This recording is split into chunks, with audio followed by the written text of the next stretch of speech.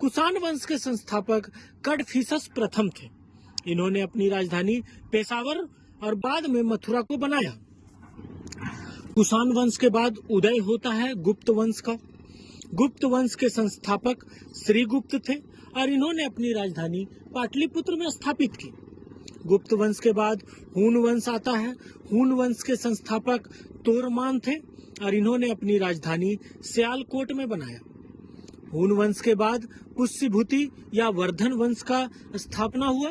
इसके संस्थापक नरवर्धन थे। इन्होंने अपनी राजधानी थानेश्वर और कन्नौज में स्थापित किया। वर्धन वंश के बाद पल्लव वंश का उदय हुआ। पल्लव वंश के संस्थापक सिंह विष्णु थे। इन्होंने अपनी राजधानी कांचीपुरम में स्थापित की। पल्लव वंश के बाद उदय होता है राष्ट्रकूट वंश का। राष्ट्रकूट वंश के संस्थापक दंती वर्मन थे और इन्होंने अपनी राजधानी मान्यखेत में स्थापित की। इसके बाद उदय होता है पाल वंश का। पाल वंश के संस्थापक गोपाल थे और इन्होंने अपनी राजधानी मुंगेर में स्थापित की। पाल वंश के बाद गुर्जर प्रतिहार वंश ने शासन किया।